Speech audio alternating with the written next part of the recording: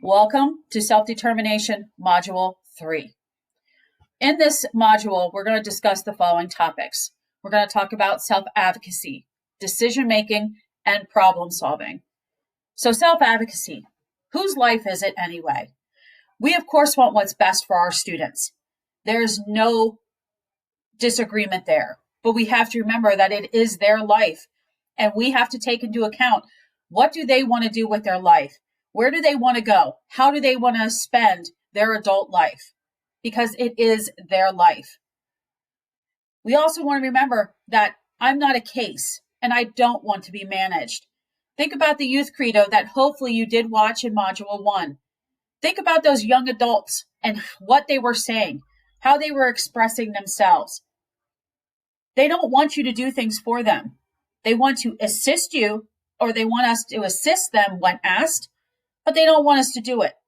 They don't want us to address them through their disability. We want to address them as individuals, people, using their name, not their disability. So again, it's very important that they're able to self-advocate, and this is why we need to teach them this skill. So first, we need to ask the questions. What does a person like to do? What don't they like to do? What's preferred? What's not preferred? What environments do they prefer to be in? Who do they want to spend time with? How do they learn? And what would they like to learn? How are they contributing to school and home and community? How are they being involved in certain activities? And what do they hope and what do they fear in the future? We ask these questions and then we need to listen to their answers. This is what they are expressing. This is what they are telling us. And that is very important for us to help them and assist them as they move on to the future.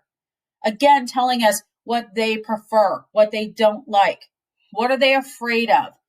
And this helps us to understand where they are coming from, but also understand what skills need to be taught. They need to be taught self-advocacy. Nobody is going to do things when they are out in the real world. They are going to be expected to do them themselves. And they need to be able to ask for accommodations, whether they are in school or they are in a job. They need to be able to self-advocate. They are not going to have anybody that's going to sit there and say, now you need to get your paper and pencil out. You need your green notebook sitting on the table. Nobody's going to tell them to do those things. They need to be able to do them themselves. And again, if they need certain accommodations, they need to be able to self-advocate and ask for those accommodations.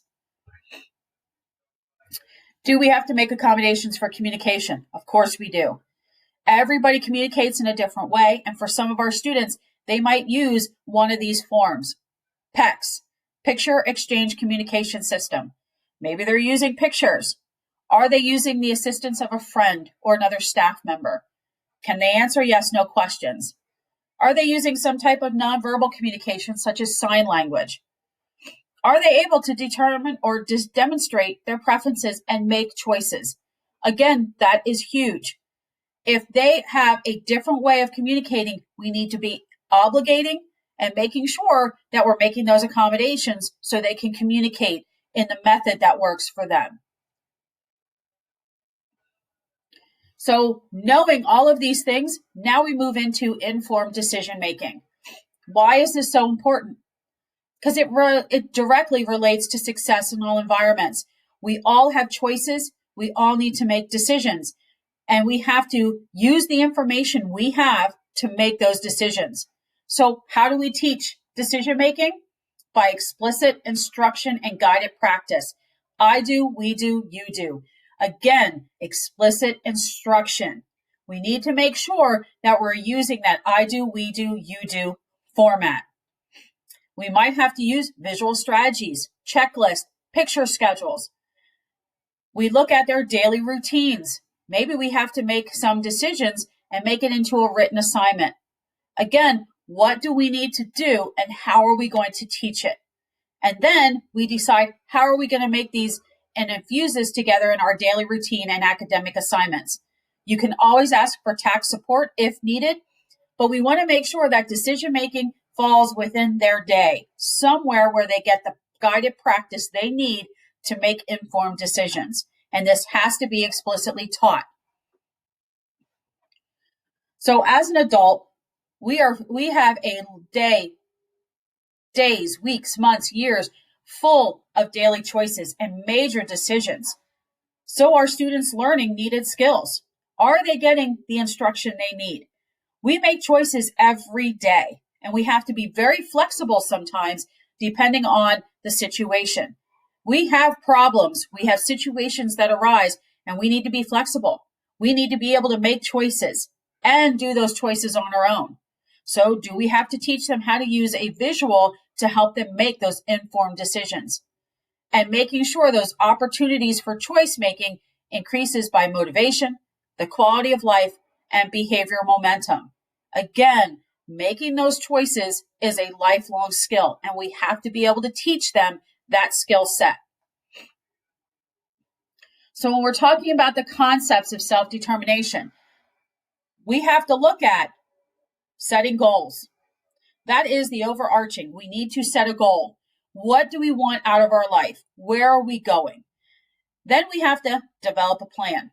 How am I going to meet that goal? Where am I going to go? Maybe I have to set short-term objectives to reach that goal. Then I manage that plan. Am I achieving each step? Am I working towards reaching my goal? And then I reflect and adjust. Do I need to reevaluate and maybe change some of my action plan steps? Maybe my goal was way too big and broad.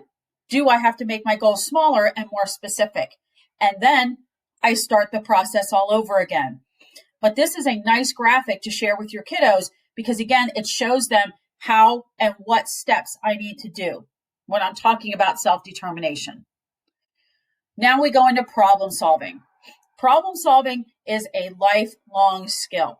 This is a higher order thinking skill. And why is it so important? A lot of our students lack the impulse control, and when a situation arises, they cannot control their impulses or their emotions, and they react. They just do whatever they think comes off the top of their head, and they react to a situation. And unfortunately, those reactions sometimes get us into trouble. So we need to make sure that we're teaching them, how do I problem solve? One of the ways you could use this is a problem of the day. Every day you give your students a problem.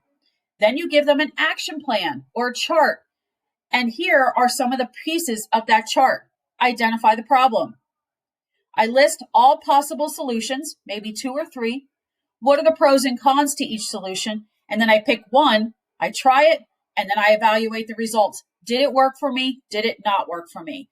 But this gives them a strategic way of looking at how do I solve a problem. And it helps them to reduce that emotional and that impulse to really think clearly about, okay, I need to think about this problem. What do I need to do to get to the right answer? All right, we have reached the end of Module 3. So for my paraprofessionals, you will be moving on to show what you know for Module 3. The code word is spring, all lowercase, spring, S-P-R-I-N-G. Thank you, and we'll see you in Module 4.